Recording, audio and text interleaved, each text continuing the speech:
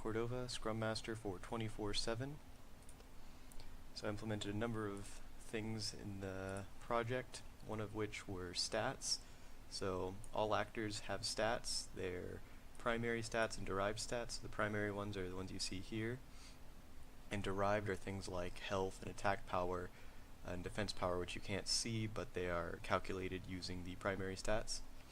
So these are used in almost all game calculations, like for resolving damage or ability strength. And we can see that all actors have similar status pages where you can do all of them.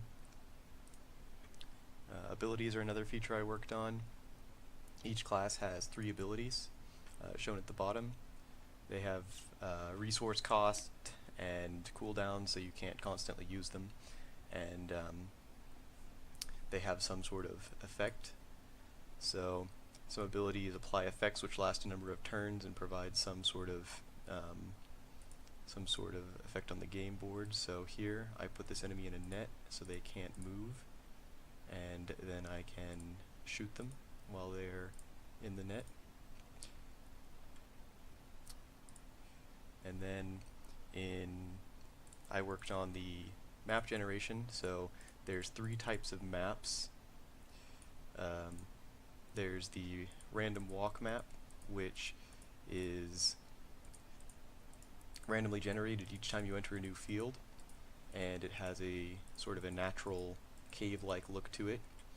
It takes significant gameplay to reach the other types of maps, but I also have one that is a circle with 4 adjoining rooms and a directional map, or a directional hallway. It's like a winding cave that goes down a long corridor. And each of these maps is randomly generated each time they're entered, and the enemy and item placement are also randomized within it.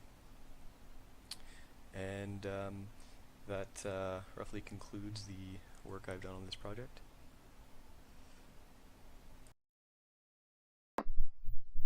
So this is Will Henyon. I was the Get Administrator for Team 24/7. I'm here to talk to you about my major contributions to the project.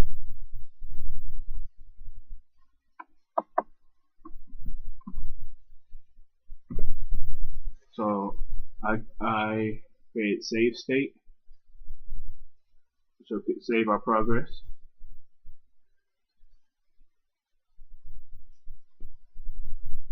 And save the game here. Select the file. We now have a new file and save one.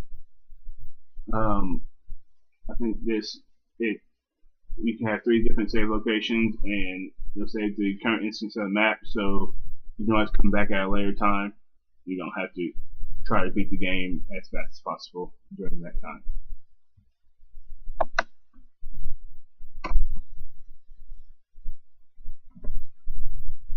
Also, the melee attacking, more so the attacking animations when we do a melee attack. I'll show you in this game. The player and enemy going back and forth animation, I think, really kind of livens up the game and makes the player on the other side of the screen seem involved into the game. That is it for major contributions.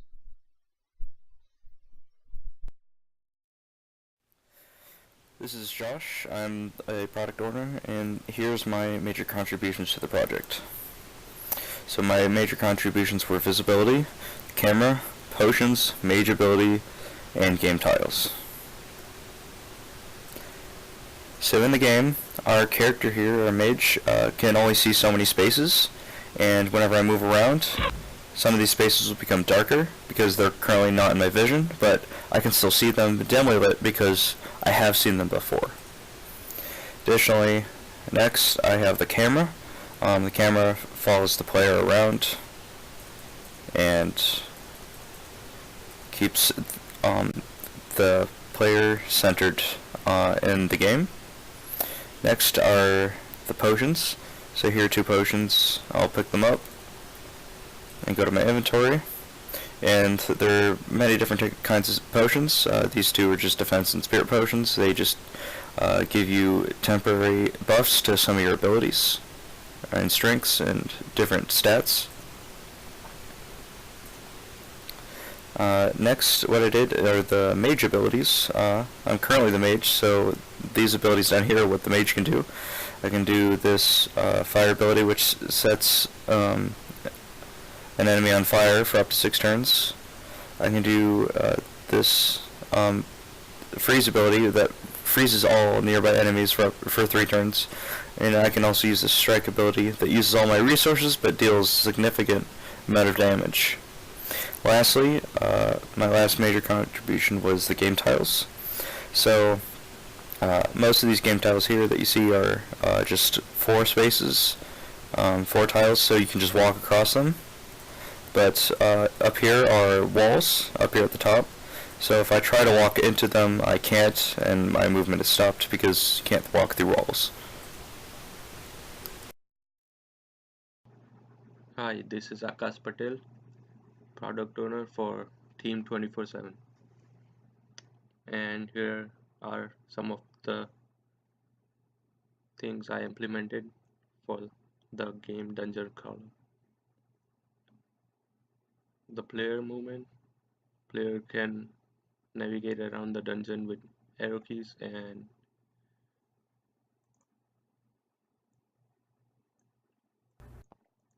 you can navigate around the dungeon using the on-screen arrow keys, and the player can use the stairs to move to a different floor or a different dungeon. And the next implementation game feature I implemented was the player health and experience. Player health indicator is displayed on top, and whenever the player takes damage from the enemies, the health indicator displays the health changes.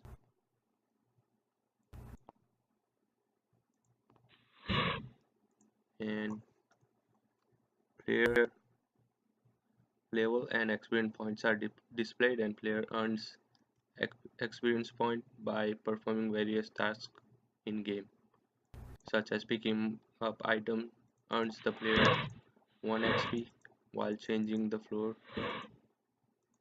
gains player 5 XP, and the experience points and the player level is displayed on top. Next feature of the game I implemented was the difficulty and difficulty menu.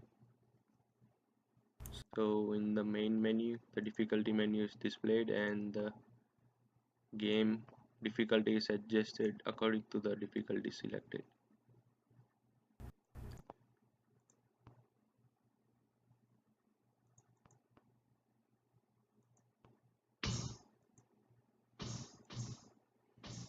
So the player begins off with a relatively easy difficulty, and then as the player progresses through different floors, the difficulty level increases according to the level selected.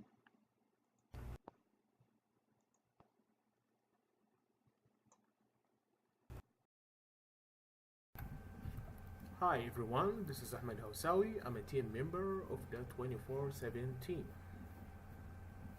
And today I'm going to talk about some major features that I have done so far in this game, which is creating the enemies, which is the 2 enemies.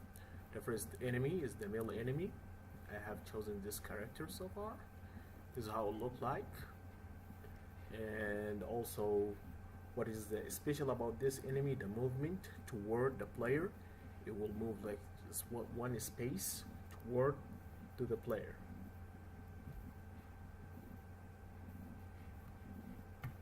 So as we can see here in the game,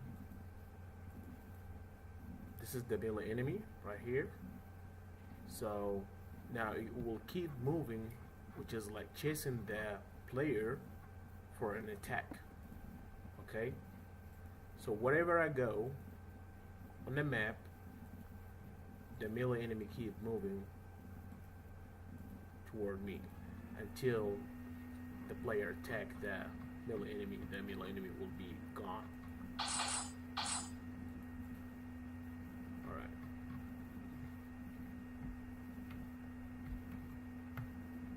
The second enemy called the range enemy, and this is the character for the range enemy. Look, on his skeleton, it has like arrow that can shoot from long distance, and the movement for the range enemy actually, it will try to move as far it can from the player to get ready to attack. So as we can hear, if we can hear the sound, the range enemy trying to attack. So okay, here we go. This is the range enemy. Is attacking right now the player. See, if I try to go close to the enemy trying to run away. So wherever I go, okay, as we can see here, this is the movement.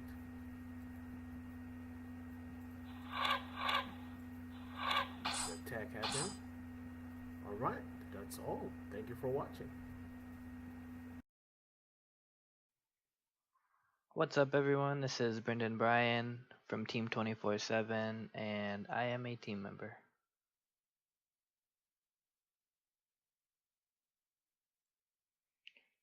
So I was, for the most part, in charge with creating items for the game. So almost everything you see related to items was done by me. There are around 20 items per character class, including weapons and armor, and this is not including the potions. Items are based on the class that you choose at the beginning, which is the warrior, mage, and rogue class. So the map will generate items solely based on your class and none of the other classes. So weapons give you a strength bonus to kill enemies easier, potions add health to your health bar to make you harder to kill, and armor gives you additional constitution, which adds a certain percentage to your health. I was also in charge with creating the inventory for the items.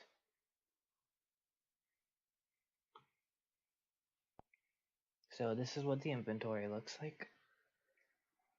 If you long click on an item, a menu will pop up, and the use button was meant for consumable items, which only ended up being potions. So if you long click and use that, it will do something specifically for that potion. Weapons and armor are not allowed to be used, so if you try to use an item, it will tell you you cannot. The equip button is for weapons and armor, and you are not allowed to equip potions. Stats can be viewed for any item. It will tell you what the potion does, and the weapons will tell you the strength and level. The armor will tell you the constitution and level. And also the drop can be used. So let's see which axe is better. Strength 6, strength 12. So let's drop this one just to show. And the inventory will update after you drop an item.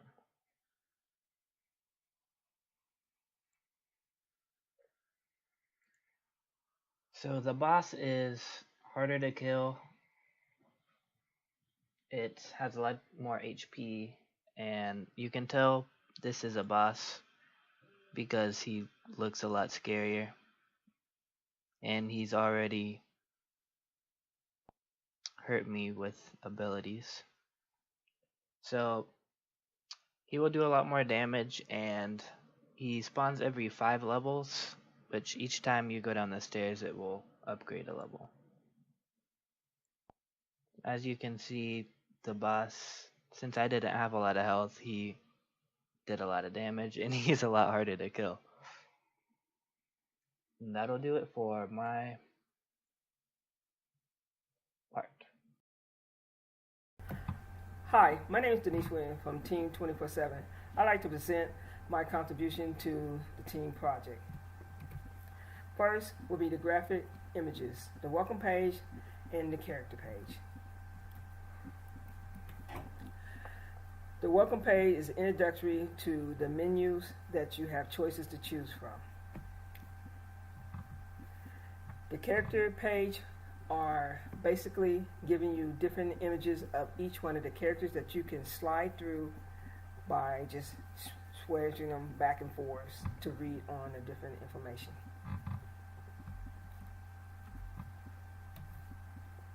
Here you will have the background music that is played throughout the game.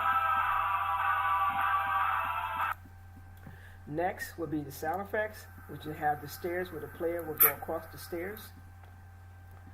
Next you will have the next tack between the melee and the player, going back and forth. Last you will have the tack or the ranged enemy and the player, and that's the sound effect for that part of the game. Thank you.